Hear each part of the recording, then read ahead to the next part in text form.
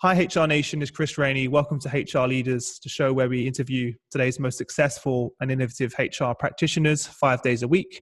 Today, we're joined by Kevin Delaney. Kevin is the Vice President of Learning Development at LinkedIn. Kevin, welcome to the show. How are you? I'm doing great. Thanks, Chris. Good to be here. Thanks a lot. Kevin, tell us a little bit more about yourself and your journey to where we are today. Wow. Big question. Easy parts. I'm married with 3 great kids. The journey here, I'm sure like everybody else, has been very circuitous, to no idea what I want to be when I grow up, to being in a career, still wondering what I want to be when I grow up. And now fairly far into my career, wondering someday if I'll ever figure out what I want to be when I grow up. Yeah, very interesting. And give us an insight to how you got started in HR and sort of the journey to where you are now at LinkedIn. Sure. Purely accidental. Had no knowledge of or certainly any intent on HR. Decided early on, I thought law school would be a good avenue. And then along the way, realized that was really nothing of interest. And so I decided not to go to law school and pursue music, which was a fabulous conversation at my dinner table with my parents, but just toyed with music and trying to understand what that would be like. And at some point, reality sets in and bills need to be paid.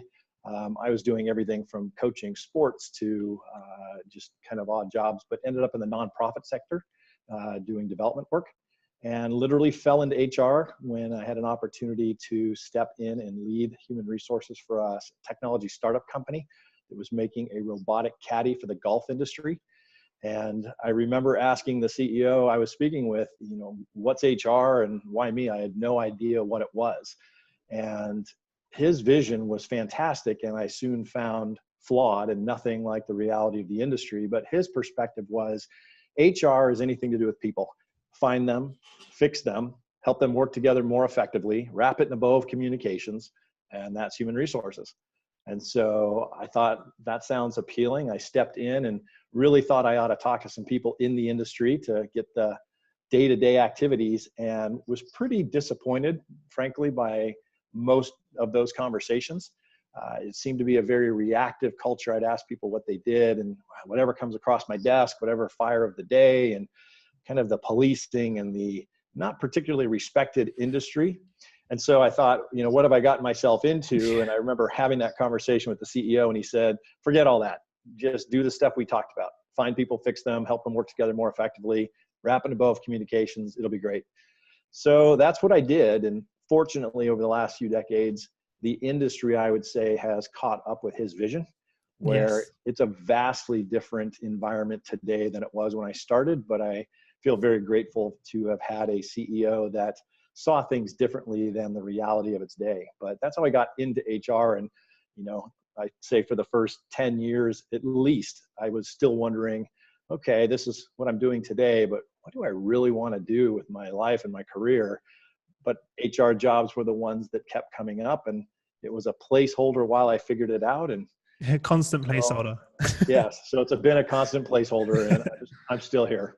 We share the same with that because before I got my job, I was a dancer, and I was a break dancer. So I was doing odd jobs here in shows, here and there, auditions. And my job working with HR leaders was a part-time job. And somehow that, as you said, bills, life happens, bills need to be paid. You kind of grow up from that point of view. And then all of a sudden I'm still here like you are doing the same things. So it's funny how things turn out, right? The good news is breakdancing certainly has a lot of application inside of the world of HR. So, you've got synergies happening. Yeah. Well, one thing I realized is with sports is just, it was great going from accepting failure. So every day I would fail because I would do sport. I grew up playing ice hockey, dancing, and you always had a coach. Mm-hmm. So I understood that part. As soon as people were talking about coaching, leadership, etc., within HR, I could immediately relate because I'd always had coaches in sports. And what I couldn't understand is that people couldn't accept failure. Mm-hmm. And when I was in the office looking around me and people couldn't deal with it, I was like, that's a normal thing. You have to keep failing to get better, because I'd always been in that mindset of playing high level sport. So I kind of had a head start, I feel, from that perspective of understanding those dynamics than other people in the workplace. I kind of think that really helped. But it's pretty random, but it's funny how you can apply certain things from other areas of your life into work, and how they come together. I mean, I would absolutely agree. I was coaching high school basketball and high school swimming and diving, and the lessons learned trying to motivate a team of people to do things they don't want to do, like get in a pool at 5 o'clock in the morning when it's freezing cold, and help them to overcome fears and do things that are challenging, directly applies into the work world. And I did a lot of work with high school kids for a long time, working in a youth group. And again, what do you do to entertain 200 high school kids and keep a meeting crisp, succinct, energized, engaging? All of those lessons comically directly applied into the corporate world, although you could never package it that way. Yeah. In the back of my mind, I'm thinking, I've done this with 16-year-olds. I'm pretty sure it's going to work with this room of engineers. Let's give it a try. Oh, but so it seems like you were conscious of that. Like, were you conscious that those skills are transferable? Because I don't think I was until very late on. I realized, wait a minute, this is probably one of the reasons I was a bit more successful than others. Were you very conscious of that from going in? I was, only because I truly did not know what HR was. And so in that moment, you realize okay, I've only got what I've got. Yeah. Sort of reach into the refrigerator when you're hungry and you eat what's there. Yeah. Similarly, you're here with the skill set and you're going, this is all I've got. So of course I'm going to use it. But it was pretty easy to see that when you're meeting with people and trying to bring them along and coach them and develop them, those are all aspects that fit at least under the CEO's definition that we talked about: find them, fix them, help them work together more effectively. That's pretty clearly tied to coaching and motivation and engagement. And so I saw it pretty quickly, largely because it was the only skill set that was there ready to be applied. Yeah. You got to start somewhere. So what was it that moved you away? Because I saw you had many generalist roles in HR, and then now you've moved into obviously more L&D. What made you decide to focus on the L&D area? Yeah, I mean, in one respect, very fortunate, because I'm a passionate learner. And so to me, it's a strange journey that at this point I get paid to do this thing about which I'm passionate. But I would say philosophically, probably what led me to this place is just an early life philosophy of say yes. And so I generally looked at my career more from a standpoint of position yourself to be in a place that is growing with really smart people, and whatever opportunity that is, take it. And jobs change, managers change, but position yourself to be in a place where good change is coming. And so I tended to look at my jobs more from a standpoint of what company am I joining and what's happening there. And within hypergrowth, I found that magically there were always new jobs being created and new opportunities that didn't exist that will come into play. And I made it a point early on to say yes. And so almost every job I've ever had within the HR space at some point was brand new to me.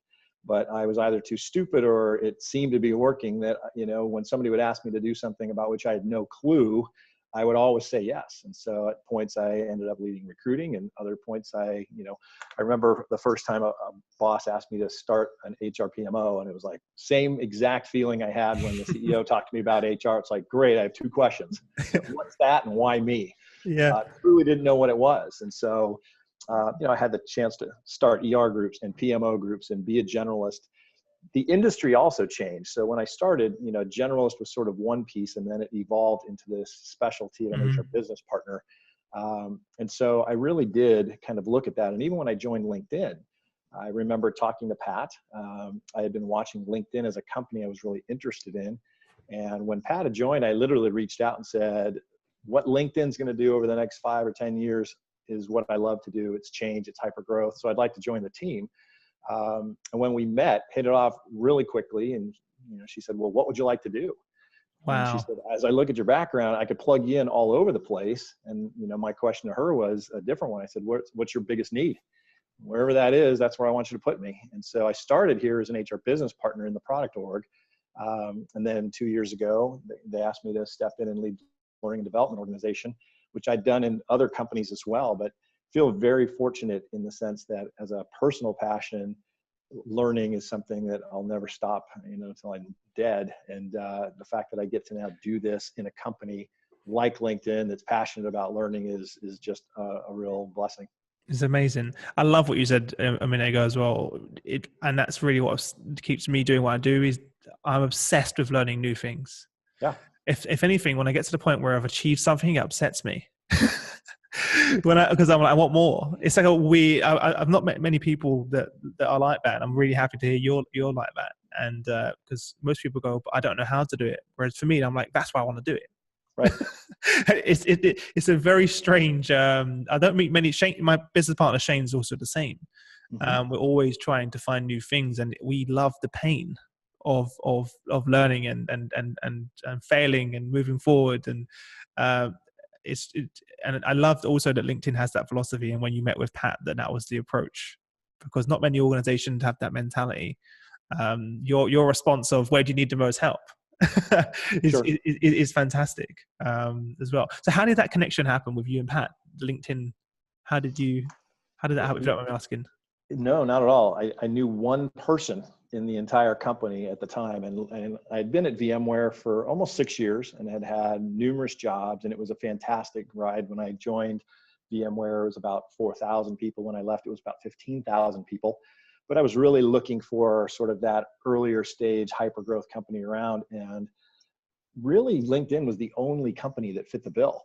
And so when Pat stepped in, I knew that when they bring in a new CHRO, they tend to step back and really reevaluate everything about the team and the direction. And so I had one contact here, reached out through LinkedIn and said, hey, I want to join your team. Tell Pat that I would like to join her team and help me get a Wow. meeting. And I had a meeting off of that one connection. And, So you off got we your went. job for a LinkedIn connection. Is that a LinkedIn? Absolutely. Amazing. An early success story, without a doubt. And so obviously I know a lot more people, but it truly was one person that I knew inside the company reaching out for LinkedIn. Wow. Well, that's what it's for, right? There's like the Absolutely. perfect testimonial for the organization, how it moved forward. So where we are today, then, really, what really occupies your mind on a day-to-day basis? Yeah, I feel very fortunate. The company is in a great place in the acquisition with Microsoft, which is a little bit interesting. I mean, I've been personally acquired 5 times, and those, go a lot of different directions. In fact, I was actually acquired by Microsoft 10 years ago. And that was a much harder journey, frankly. I think Satya's done a fantastic job inside of Microsoft changing the culture.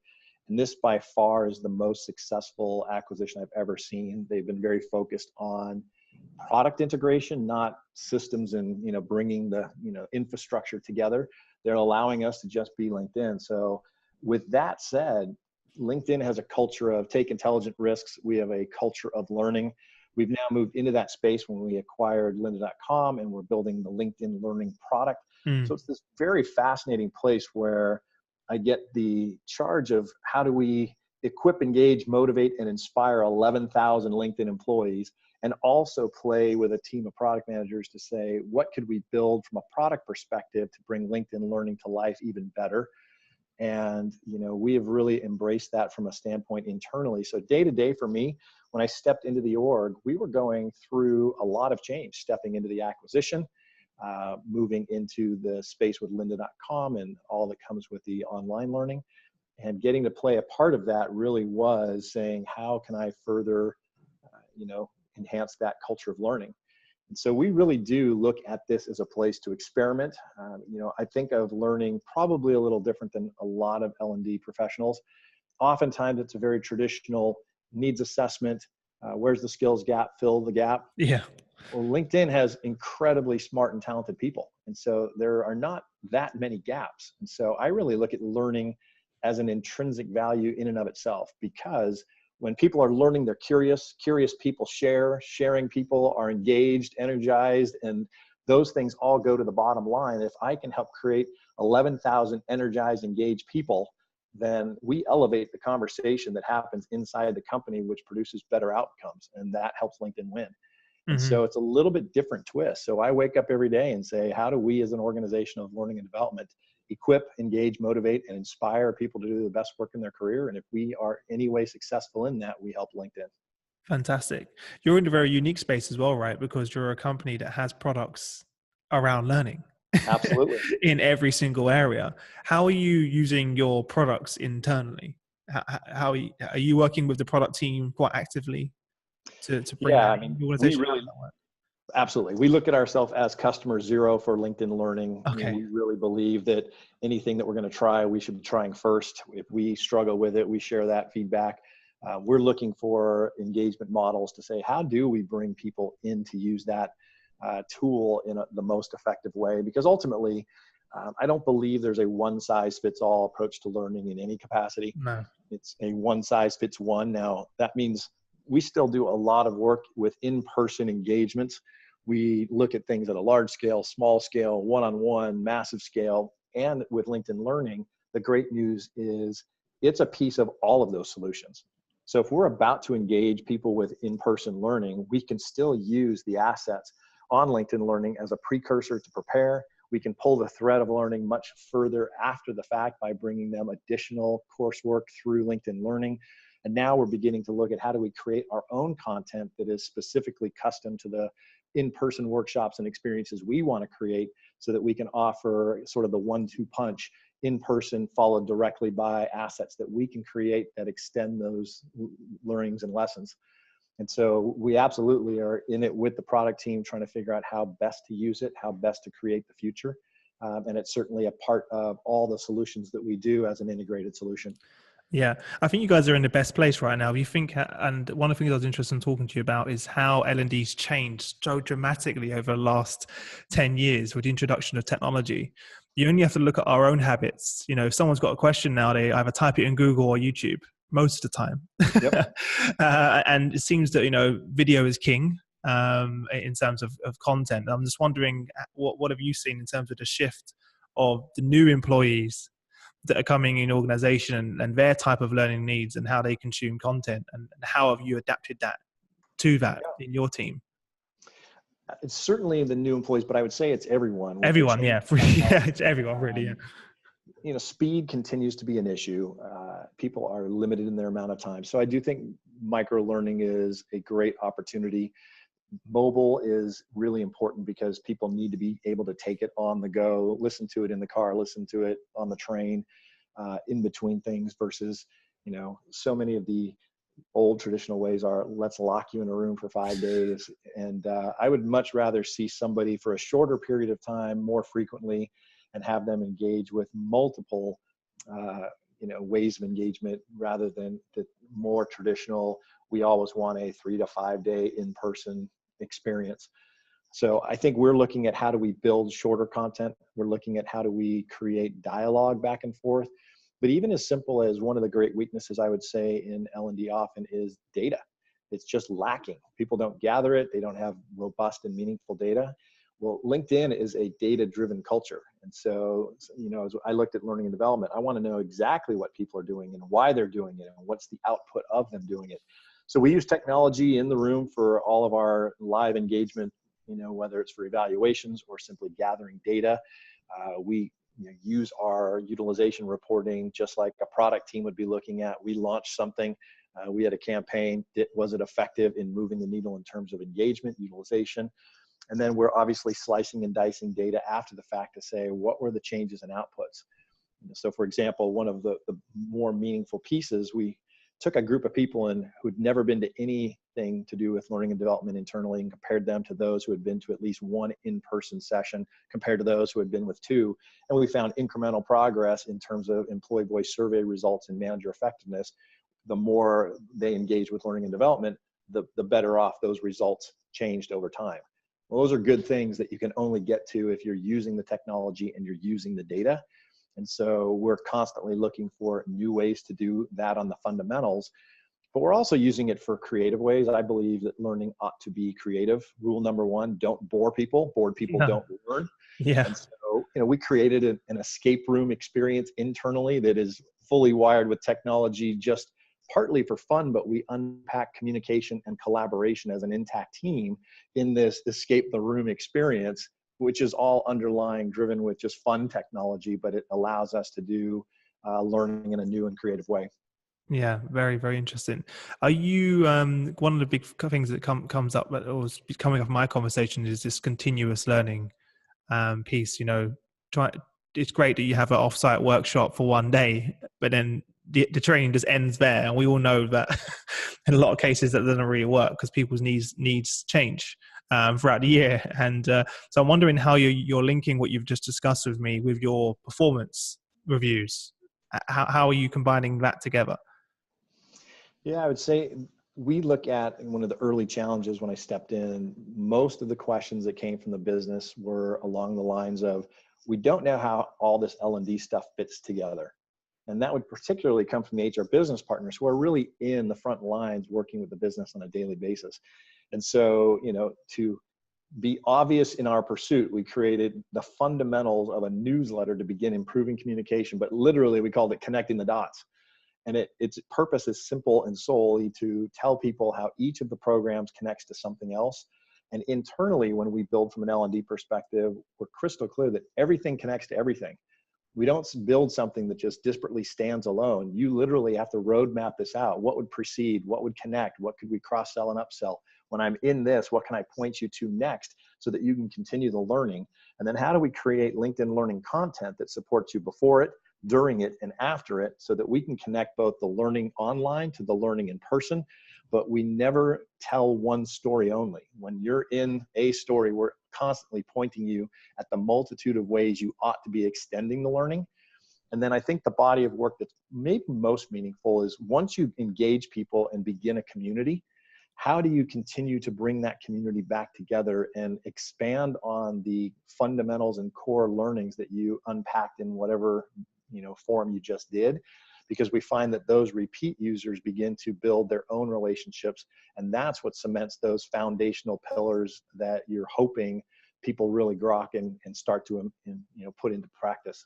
Mm-hmm. And can you monitor that in terms of doing a performance review for someone? Can you monitor what these people have been, what your employees have been learning, and which modules they may have taken or which videos they may have watched? Is that something you have the capability of doing to capture that? We're looking at both, the top courses that are being watched, as well as when we market things. So one of the most interesting pieces of this is, we have a very marketing centric approach within learning and development. Because we have so many things at our disposal, we do digital displays in all our cafes and digital signage throughout all our campuses. We literally build, if you will, 30-second commercials that will point people, and we can literally watch a marketing campaign directly translate to people signing up or doing things. We'll push a course and it moves to #1 in utilization across LinkedIn. And so we start realizing that by focusing our communication, back to that early CEO, wrap it all in a bow of communication. When we're intentional about our communication, we actually see greater engagement. We see that people actually respond to what we hope they will respond to. But then where we really dig in is probably the employee voice survey. Yeah, we'll look at the annual review, which we also run out of learning and development. So there's a huge learning component that we build into that, how best to engage people, how to have meaningful conversations, how to make sure that we're differentiating with compensation. So we're reinforcing all of those lessons in the way we build the annual review. But in our employee voice survey, we have a whole section on manager effectiveness. And we look at those questions because, for example, when we invest in the management population, which probably is the majority of our internal learning focus, with the simple practice that they are the fulcrum of the business. Yep. If managers are good, they make everything better. If managers are bad, they make everything worse. And so we are particularly interested in the feedback of employees on the sentiment they have about their manager and how effective they are, specifically those who have and haven't been engaging highly with learning content, be it through LinkedIn Learning or through in-person workshops. And that's where we really begin to see a change in behavior and engagement and direct feedback from employees on their boss. Yeah, very interesting. It's so exciting. I wish I could work in an organization that had that approach. So, of course, many organizations that listen to this podcast don't have the luxury of being in an organization that has that focus, right, and the technology behind it. What advice would you give to L&D leaders in organizations that perhaps don't have a company with the type of culture that you have, or the technology behind it? Where would you sort of recommend they can start? Sure. The old adage, the 5,000-mile journey starts with one step. Pick the one step. I mean, it really does begin. Your credibility begins when you do anything that engages people and then focus on that one area. So even when I look early on, we wanted to show that we could engage people in a much shorter period than 3, 4, 5 days. And so we look for an easy hook. We use a tool just to begin fast, kind of 90-minute to 2-hour workshops with a tool called 5 Dynamics, which is a psychometric and really helpful in just unpacking communication styles, how people prefer to get work done.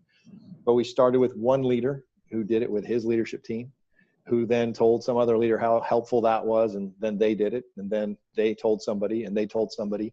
And that one tool with that one 2-hour workshop has now, proliferated. We've gone through that with 4,500 of our 11,000 employees internally. Wow. But what it allowed us to do is to build the credibility that you can come to learning events on a much shorter basis than your long-term stuff.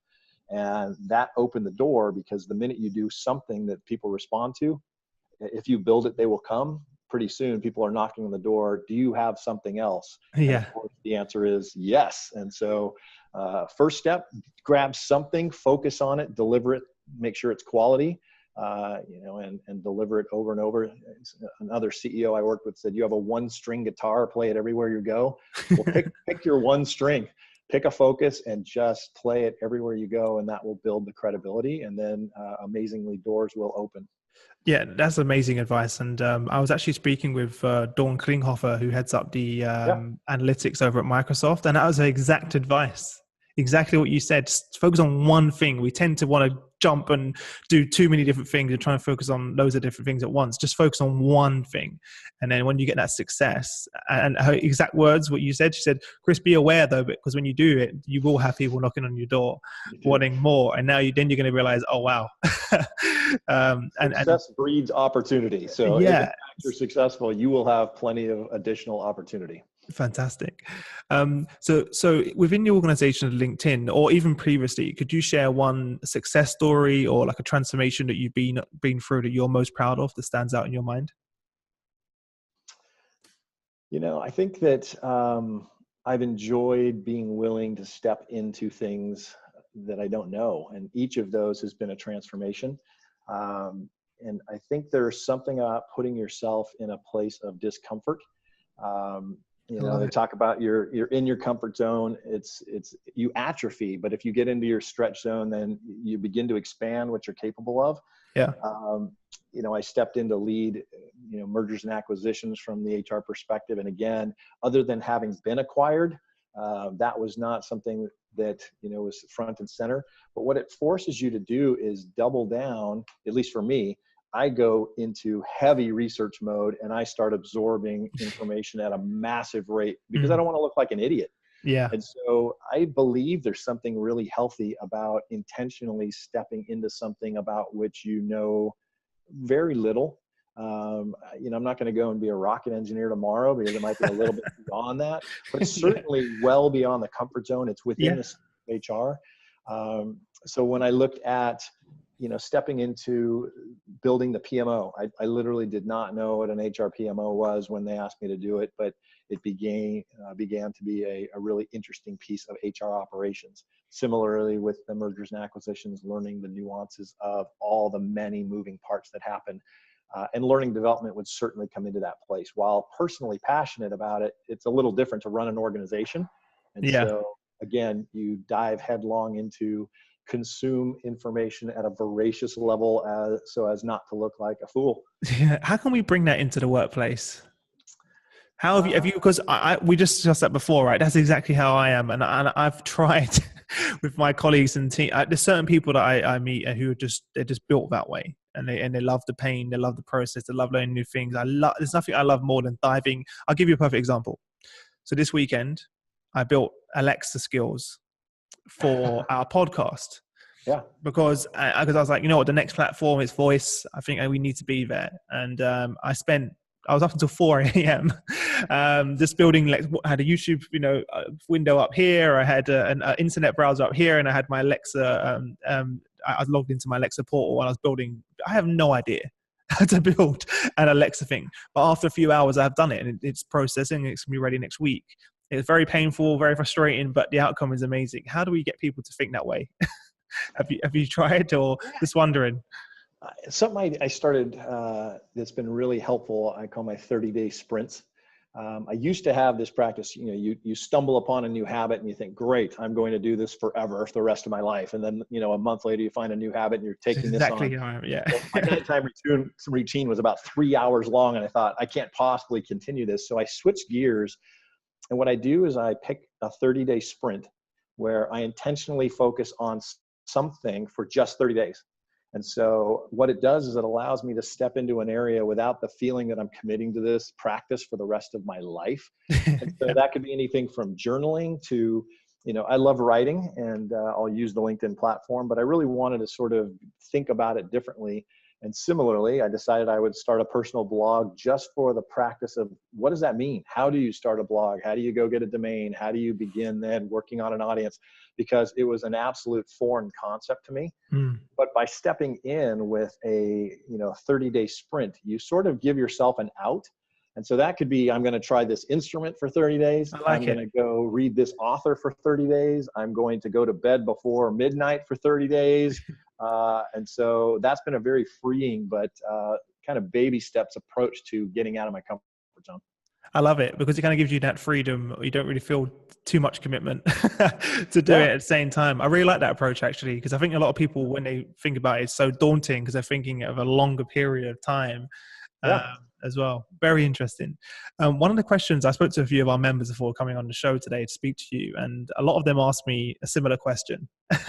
And I wanted to ask it to you, with the introduction of AI and artificial intelligence, it's the buzzword right now. How have you seen this? Have you seen this, impact the L&D space? And is it something you guys are working on at LinkedIn to help you both for your customers and for your employees? Yeah, well, certainly with Microsoft, they are leading innovators in AI. And so we look at that at a broad spectrum of HR and what we're looking at AI. But even within our learning and development within LinkedIn, we have an unusual setup. We have an innovation team within L&D. Okay. And so our intent of that group, if you go back to rule number 1, don't bore people. Bored people don't learn. They are always looking for a new approach to learning. What technology can we bring in? What can we take and reface and make different? Can we combine? Einstein had this concept of combinatorial play. How do you take thing A and thing B, each of which is okay, but put them together and magically it creates a whole new world? So the innovation team really plays with combinatorial mechanics of what they can combine. And the technologies, the escape room I talked about, came from them just saying, how do we think about technology differently? Well, they're now exploring the bots in terms of what we can do from an interaction within the follow-up. So you come to a course, we want to engage with you later and find out whether or not you're doing the things that we committed to. And so we're exploring now the use of bots to engage with people. And then secondarily, we're changing our strategy right now, where originally we really segmented the market into 2 large segments: individual contributors or people managers. And that was it. But this year we've really pivoted to a something for everyone learning strategy. And so we're building a core curriculum for managers, which is different than we offer to senior managers, which is different than we offer to directors, et cetera. And so as such, it requires the marketing to be vastly different. Whereas once we could just send you to our learning portal and say, there's everything, pick what you want. We don't want you to come in and find things that aren't applicable to you. And so the way we engage with people now has to be direct marketing campaigns to the right target audience. And that's another place where we're looking, is there a way for us to use bots in order to engage with members to find out their level of interest in future courses, to follow up with them if they've been a recipient of a direct marketing campaign as to whether or not they have intent but haven't acted yet, or simply never read the email. And so those are some of the fundamentals early on. And then we're playing with some things with virtual reality, simply to take some off-the-shelf virtual reality products and create them into a learning experience where some people are in a VR environment where they have to interact with people not in the VR environment to see how to bridge communications when you're seeing the world, so to speak, in a vastly different way. So those are some of the ways we're playing with it. It won't be where we're going out to build the initial product. We'll certainly be in exploring the technologies as they come out. but fortunately we're partnered with Microsoft, and Yeah, certainly know that you they're certain double down. exactly. You couldn't have a better partner Absolutely. when it comes to that. So, with the innovation team, quickly, are they just really pretty much autonomous? You try not to have too much, because I think with any company that sets up innovation teams, they normally spoil it by going in there and actually trying to measure innovation and what that looks like, and setting KPIs, which you should probably never do. So how do you manage the team, just out of curiosity, in terms of measuring their results? Because it's always interesting to hear. Yeah, I think that, there is a measurement of success for everyone, which is you ought to bring into, reality something that once didn't exist. So whatever it is, everyone should have that standard, and that I'm bringing something to fruition that wouldn't have existed without my effort. With the innovation team, we look at them in two different ways. One, there are times where they will build a standalone experience like the escape room.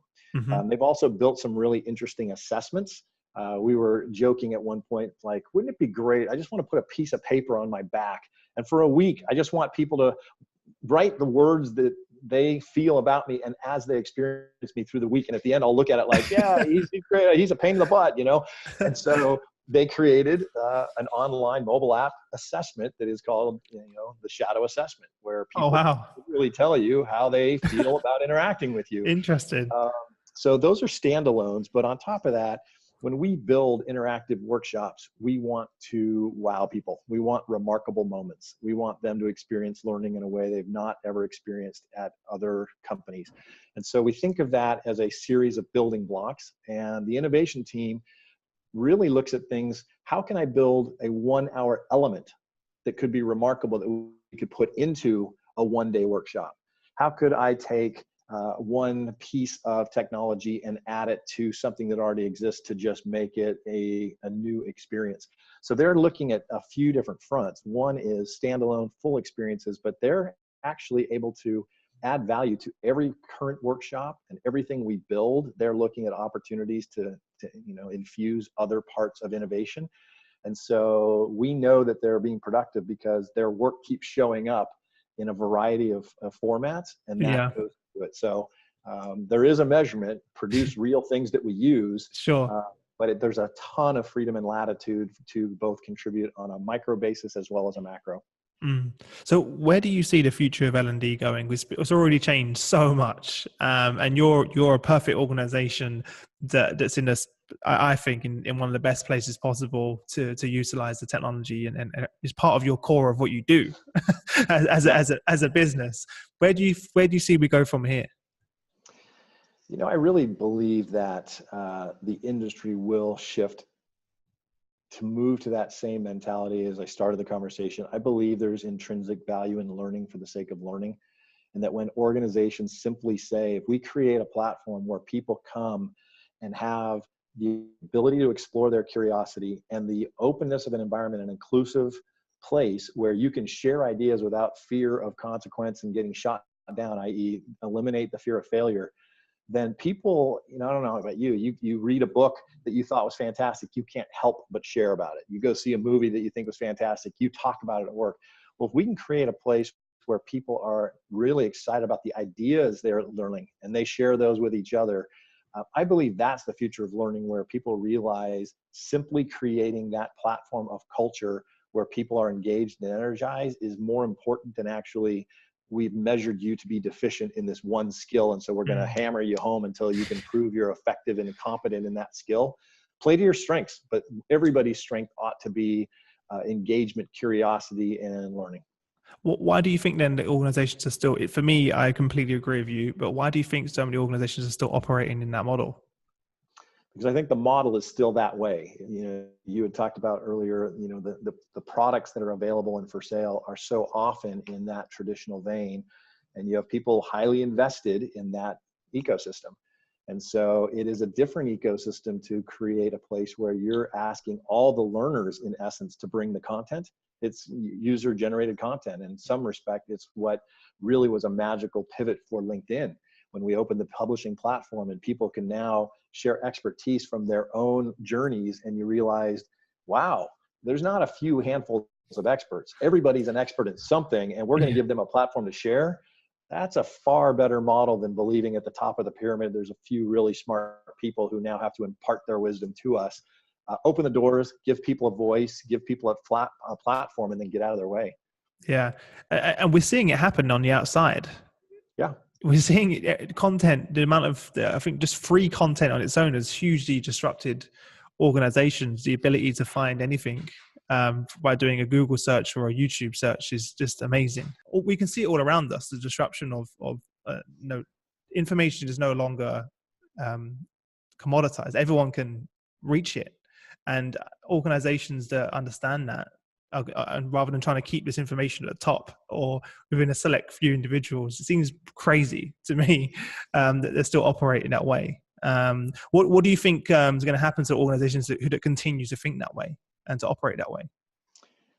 Well, I think there are still organizations where HR is operating in a very antiquated, not strategic place, which I think was the norm in the past. Mm-hmm. But the difference is, in an environment where there are companies that have HR as a strategic partner, realizing truly, as that original CEO said, if it's about finding the right people, fixing them when they're not going so well, helping them work together more effectively and collaborating and making sure that people are communicated with, that is a competitive advantage. And I believe that the companies that are operating in the older traditional HR methodology simply can't attract the talent that they need to be a top tier company.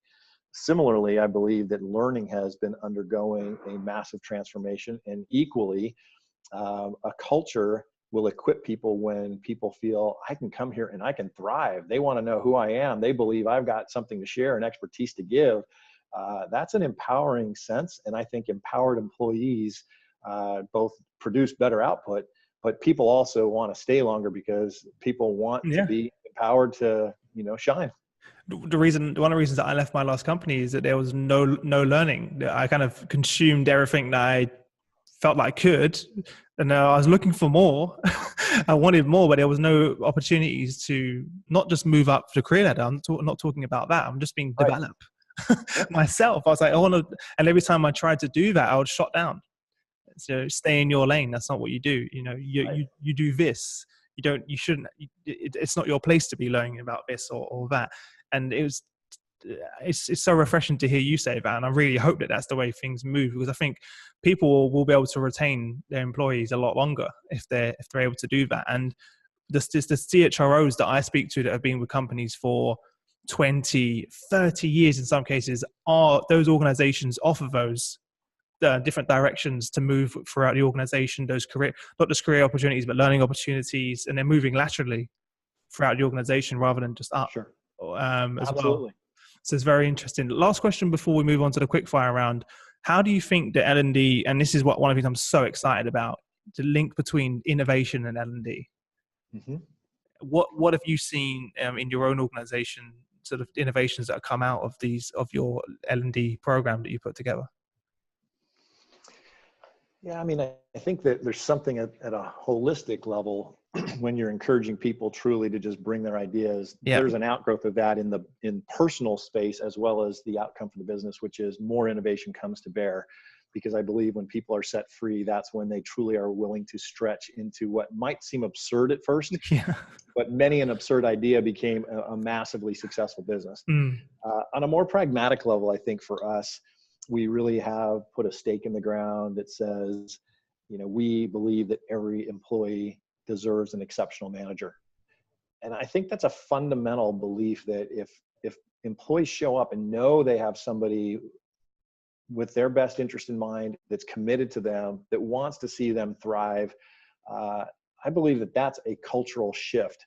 And it really does realize the legacy of the old, I'm the manager, I have all the answers, to I'm privileged to shepherd a group of people that by all means are collectively far more experienced and intelligent than I am. It's a different perspective, but I do believe that there is such opportunity. If there was one area learning and development could continue to invest, it's make sure that you do everything to make managers exceptional, because they truly do have the input and impact on every individual in the company. And if people are set free to go do the best work of their career, imagine 11,000 people inside of LinkedIn all doing the very best work they've ever done, and we got them because they've done incredibly great things somewhere else, then that is an exponential Yeah. return on investment for the company. And I think that's where learning and development has the best possible output. That, everybody thinks go get more headcount when you have more work. Well, what if you could take people who are only 50% engaged and get them 100% engaged? That's the equivalent of half a body. And if you can do that at scale across the entire company and simply take people's engagement from where it is to a higher level, it's like adding tons of additional resources and headcount. But not only that, you're bringing energy with it, which I believe is exponentially more powerful than just another body.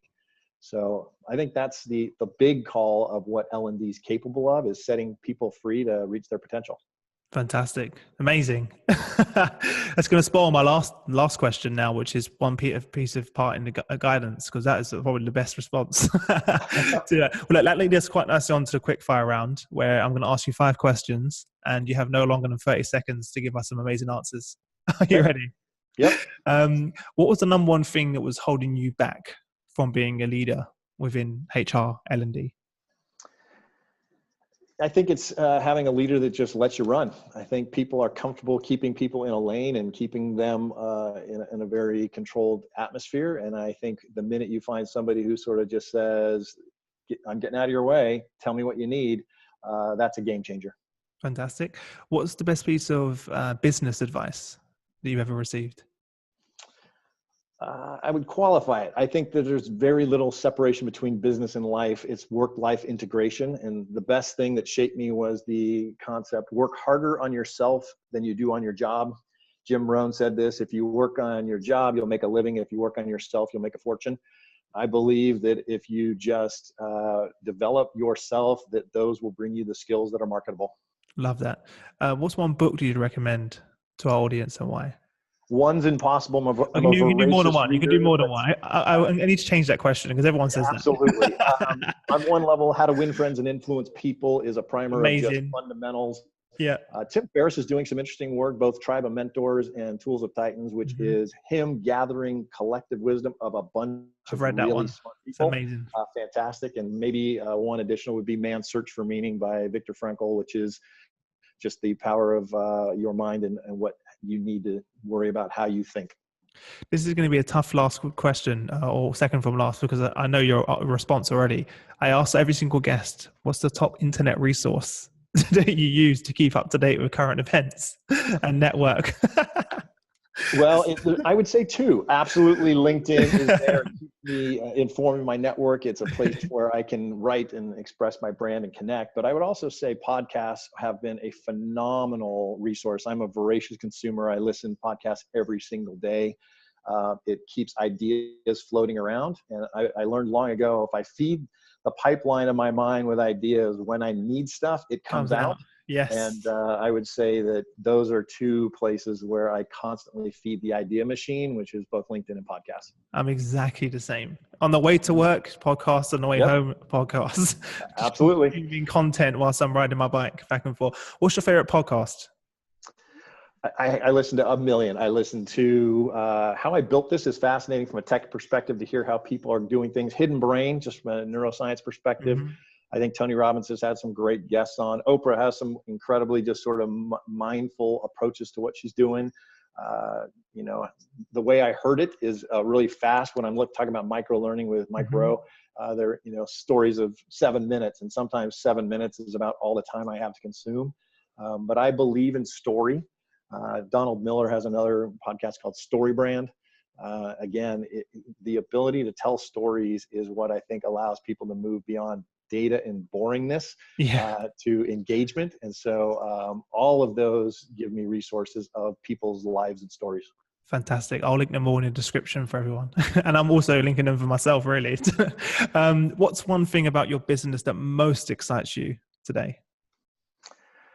The acquisition with Microsoft's been fantastic. I think LinkedIn's coming off probably its best year ever, and the possibility of more product integration with their network and our network is astounding. I think seeing where the learning product specifically will go, I think we are literally picking up speed on that as a flywheel. And I imagine that in the next 2 to 3 years, that will be a game changer for the learning space, which I think is ripe for disruption. So Mm. I'm really excited about both the Microsoft and LinkedIn integrations, but specifically on the learning space. If any of our listeners want to get involved in the learning, because obviously you have the different courses you have available. Yep. Is there any criteria that people can apply to have a course on LinkedIn, or is it really much you guys selecting people that you come across? Just out of curiosity. Yeah, well, there's two parts of it. We certainly are always out looking at authors and subject Mm-hmm. matter experts and lining up courses. But one of the most compelling aspects of the product is now arriving where people can build and upload their own content, which I think is absolutely fantastic. Back to my original premise that I would rather find the expertise of the 11,000 people internally and share that. Now everybody has the ability to create their own LinkedIn learning content through the experts they've already employed. Amazing. And the ability to share that on scale is just blows my mind. And that's one of the reasons, and that's one of the reasons why I love the podcast too, is being able to share your message again on scale. And that's why I love LinkedIn really, is the ability to reach and share that information on scale with everyone. The reach is crazy. It is It's just always fascinating when you find, like you were saying, who you engage with without ever knowing or intending or believing that was possible. I've even the first realization I got is I went to a HR comp. I only started this podcast 7 months ago, and we've had millions of views, which already blows my mind, considering it doesn't cost us anything. That's what one of the things that's great. Bit of time, effort, of course, to go into getting the guests right. And I went to a conference in London, and throughout the day, I was just constantly stopped by people saying, "Oh, I saw your video on LinkedIn. I saw your video on LinkedIn," and I was like, all day. And I had no idea the reach that I had. Obviously, you can see the numbers, you can see the likes, etc., but you don't really realize the impact that the information's having. And they're not stopping me to say hello. They were stopping me saying, "Oh, the episode you had with this guest really helped me because I was struggling with this particular part of my organization, and here's what happened." For me, that was all of the motivation and inspiration I needed to continue doing what we do. So without organizations like you guys, like LinkedIn and like the podcast platforms, etc., it really has transformed the world and the way we learn. Kevin, thank you so much for taking the time to join us. I know we went on a bit longer than advertised. No, I love what you're doing. I appreciate you giving back. I appreciate that you're using LinkedIn as a platform, and enjoyed our time together. Perfect. Before we go, one parting piece of guidance for our listeners, and the best way to get in contact you if they wish to do so. Sure. Advice: never stop learning. Be a constant learner. Learning creates curiosity, engagement, energy. Those are all things that every company wants: engage, curious, energize people. So never stop learning. And best place to get in touch with me is on LinkedIn. LinkedIn. A silly question, that one. Well, guys, head over to hrleaders.com. There you'll find all of the show notes from the episode. Everything we're talking about will be linked in the description. Kevin, thank you again. And I really appreciate you taking the time to join us, and wish you all the best until we next speak. Chris, it's been a pleasure. Thanks very much.